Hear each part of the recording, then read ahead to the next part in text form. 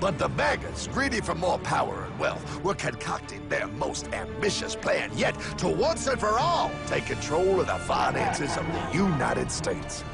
In 1910, a secret meeting was held at the J.P. Morgan estate on Jekyll Island off the coast of Georgia. This meeting was so secretive, so concealed from government and public knowledge that the 10 attendees used code names. I am clearly the richest man, so I should be the one to run the super-secret central bank. I own all the oil in America. I'm clearly richer than you will ever be, hula girl. I should run the super-secret central bank. You're nothing compared to me, lube job. I shall run the secret bank. Silence! Supreme Master Leader, I didn't know you were gonna be here. I'm not. Neither are you, dumbass. Oh, yeah, right. He's so smart. None of you shall run the bank. We have failed in the past because of openness. This time, the key to success is secrecy. The people must believe that they run the bank. Yes, brilliant! A sneak attack. What's the plan? We first create panic, then we show them the solution. With our man in office and well-planned timing, we will have our central bank. And so the people think it is theirs. We shall christen it Federal. The Federal Reserve.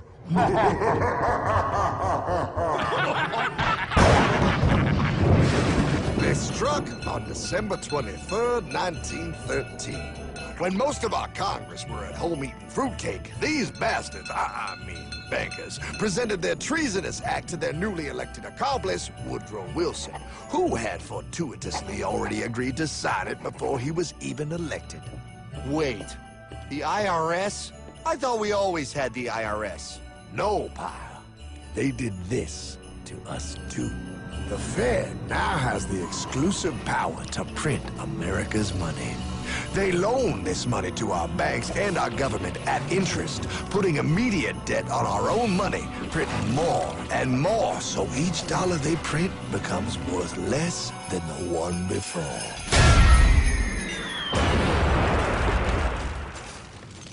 Merry Christmas. What in the hell is that? That pile is how our government now must pay back these debts to the Fed. Your taxes do not go to your government. They don't? It's the greatest theft in human history. But, okay, I mean, I sort of get what you're saying, but it's also confusing. And really, Hardman, I don't see how it affects me at all. If I had more money, none of this would have happened. Hardman?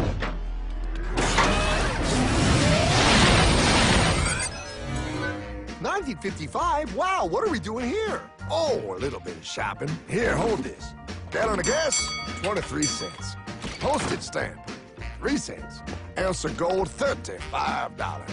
Hot baby, priceless. Best be getting back. Hey, Hardman! I need my car, man! Oh, was that my gold, Jay? Yeah, he'll be fine. Now, pal, would you agree that you have the same exact things you had in 1955? Yeah, 1 stamp, 1 gallon of gas, 1 ounce of gold, and 1 home. Wow, we just made a lot of money. Right. Hey! Gotta pay your taxes. Bet it's nice to have made all that money. Wait, that isn't fair. Now I actually have less money. I can't even go buy the things I just sold. The IRS and the Fed's inflation work together, pal. They aren't just taxing gain, they are taxing their inflation. You are no richer than you were in 1955. Now, does that sound fair or American to you? Yeah, but I mean, who doesn't hate taxes? I hate the IRS anyway. Pal, the higher they make the inflation, the more your money they take. It's thievery. You're not paying taxes on any more. You are paying taxes on the same, and now you have less. They take our property away right in front of our eyes, just like Thomas Jefferson said they would. What's that? Oh, they found us! Quick, my sword! What sword? We don't need your banking machine. I'll condemn you to die, damn it. Die! Pile! The Yankee bogey on my 9. Take him at his knees!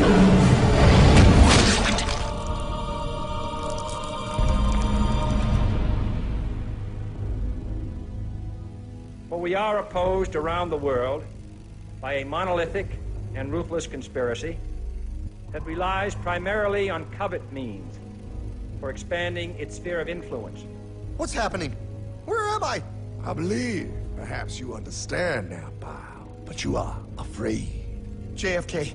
Hartman, what does this have to do with my house and my dog?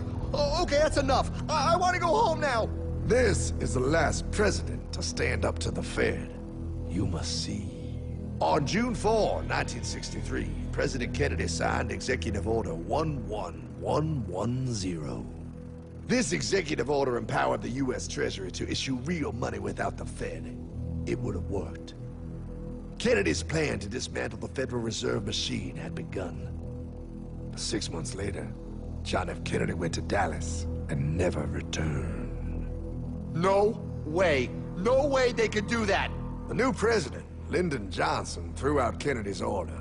And since JFK, no president has dared confront the secret powers behind the Federal Reserve.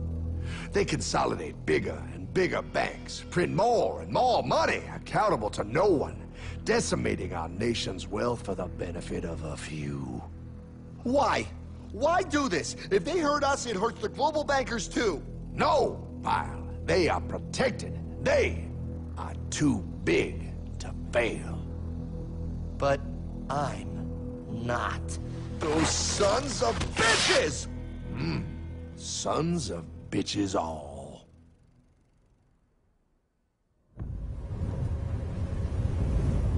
The day was cold.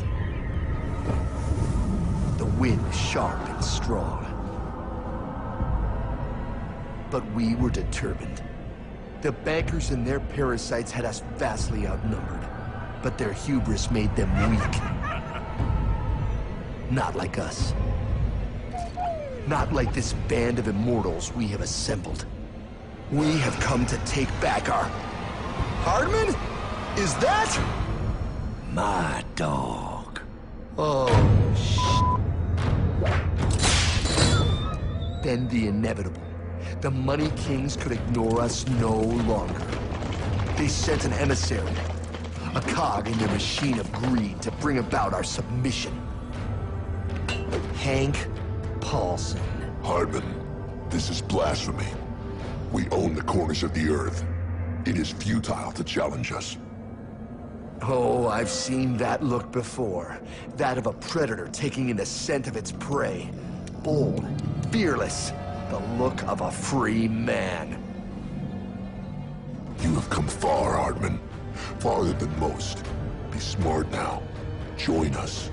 We will bring you money, power, everything you want. You can be one of us, if you will kneel.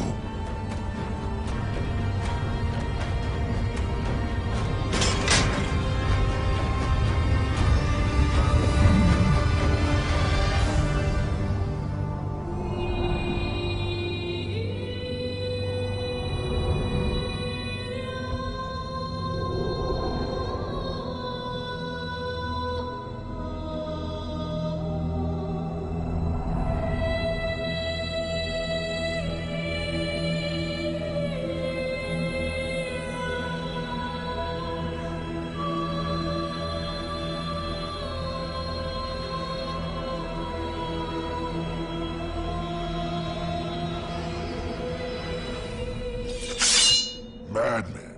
You're a madman. We're offering you everything. What do you think this is?